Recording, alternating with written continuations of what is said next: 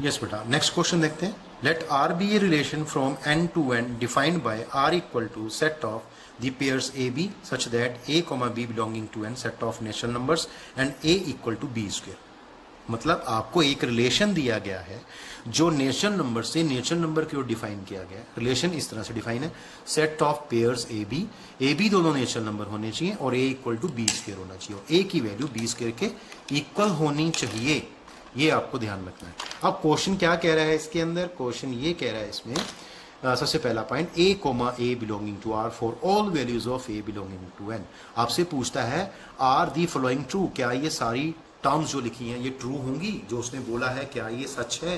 क्या ये ट्रू है स्टेटमेंट? ये स्टेटमेंट्स ट्रू है क्या?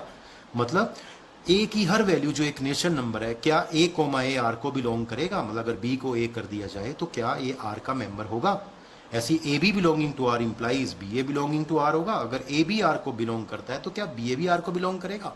अगर ए बी आर को बिलोंग करता है और बी सी आर को बिलोंग करता है तो क्या इसका मतलब ए सी भी आर को बिलोंग करेगा? तो चलिए इसको हम एग्जाम्पल से करेंगे, ये आपको इजी लगेगा। एक वैसे टफ क्वेश्चन है, ध्यान से देखिए।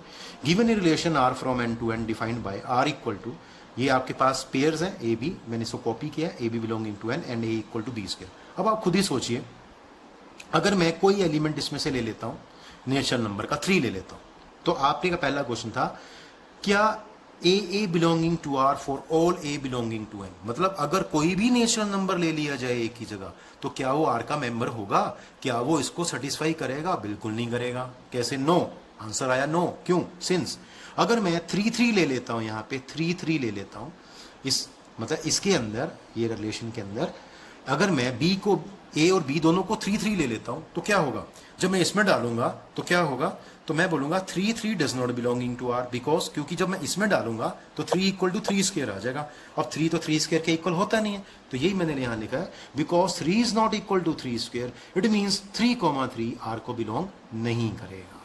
इसी तरह से दूसरा पूछता है अगर ए बी आर का मेंबर है तो क्या बी ए का होगा? तो हम यहां से देखेंगे ना, इसमें से मान लो हम इसमें से 2 नंबर ले लेते हैं, एक 3 और एक 9।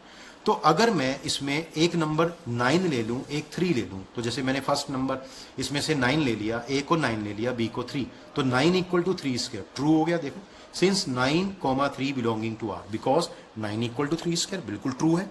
लेकिन अगर इसको उल्टा कर देते हैं, 3 को इधर और 9 को इधर, तो क्या हो जाएगा? यहाँ 3 और यहाँ 9 का स्क्वायर हो गया।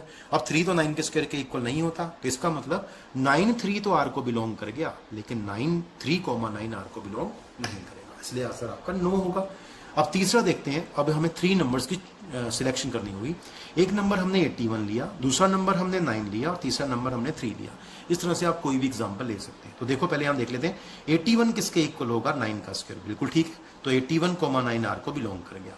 दूसरा फिर हमने पेयर लिया 9 3 का, अब इधर 9 आ गया, इधर 3 का स्क्वायर, तो ये भी ट्रू स्टेटमेंट होगी। दिस इज ट्रू, तो इसको बिलोंग कर गया। दिस इज ट्रू, इसको बिलोंग कर गया। लेकिन अगर हम एसी की बात करें, एसी का मतलब फर्स्ट ले और थर्ड ले, 81 और 3 की बात करें, 81 is not equal to 3 square, ये तो इसका इक्वल होता नहीं है। इसका मतलब 81,3 बिलोंग नहीं कर रहा है। तो इसका जो तीसरा जो स्टेटमेंट था वो भी रॉन्ग होगा, वो ट्रू नहीं होगा। तो ये बहुत ही ध्यान से करने वाला क्वेश्चन है, तो बहुत ही प्यार से करने वाला है और समझ के करना है। यस बेटा, एक और क्वेश्चन देखते हैं। Question is let F be the subset of Z cross Z defined by F is equal to the set of pairs A B comma A plus B such that A comma B belonging to set of integers. Is F a function from Z to Z? Question mark, justify your answer. तो justification भी देनी है। एक तो बताना है कि क्या ये फंक्शन है या नहीं है, और उसका जस्टिफाई करके बताना है किस तरह से फंक्शन है। That is a very good question. बहुत ही छोटा क्वेश्चन है, लेकिन बहुत ही ध्यान से करने वाला है, क्योंकि इसको समझना थोड़ा सा मुश्किल है। तो देखिए किस तरह से करेंगे इस क्वेश्चन को। यहाँ आप देखेंगे कि इसमें जो पेयर है आपका, ये पेयर ये कैसे बना है। अगर 2 नंबर्स को हम मल्टीप्लाई कर दें तो आपका पहला एलिमेंट बनेगा पेयर का, और जब इसको इन्हीं नंबर्स को प्लस कर दें तो इसका सेकंड एलिमेंट बनेगा। तो ये चीज़ आपको ध्यान में रख के चलनी है। और दोनों एलिमेंट क्या होने चाहिए? सेट ऑफ इंटीजर्स को बिलोंग करने चाहिए। तो देखिए, तो सोल्यूशन में हम लेते हैं 4 नंबर हम चूज कर लेते हैं, सपोज कर लेते हैं 1, 2, 3, 6 belonging to set of integers वी है। तो ये हमने 4 नंबर्स इंटीजर्स ले लिए। अब देखो मैं क्या करके दिखा रहा हूँ, मैं ये कुछ पेयर बना के दिखाऊंगा। देखो कैसे, मैंने लिया 1 और 6 का पेयर, 1 और 6, और बाद में इनको ऐड कर दिया। तो ये एफ को बिलोंग करेगा, बिल्कुल करेगा। क्यों? क्योंकि इंटीजर कोई भी 2 ले लेंगे, उसका प्रोडक्ट और उसका सम एफ को बिलोंग करता है। इसी तरह से 2 और 3 का मैंने लिया, 2 और 3 ले लिया, ठीक है, 2 और 3 का पेयर लिया, इसको मल्टीप्लाई किया और यहाँ प्लस भी कर दिया, ये भी f को बिलोंग करेगा। क्यों? कोई भी इंटीजर्स का प्रोडक्ट और उन्हीं का सम इंटीजर्स का f को बिलोंग करेगा, उसका पेयर जो बनेगा।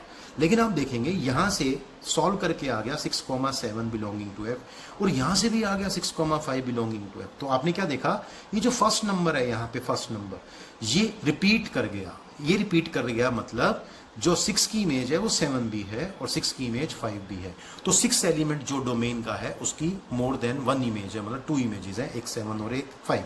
इसका मतलब f जो है, f is not a function from z to z। तो जो f नाम का फंक्शन है, वो f नाम का जो रिलेशन है वो फंक्शन नहीं होगा, ठीक है, या सबसेट भी कह सकते हैं इसको, रिलेशन भी कह सकते हैं। तो f नाम का सबसेट फंक्शन नहीं होगा z to z, because the element 6 in the domain of f has 2 images 7 and 5। That is a very good question. और इसी के साथ हमारा ये चैप्टर खत्म होता है आज, ठीक है, कंप्लीट हो जाता है।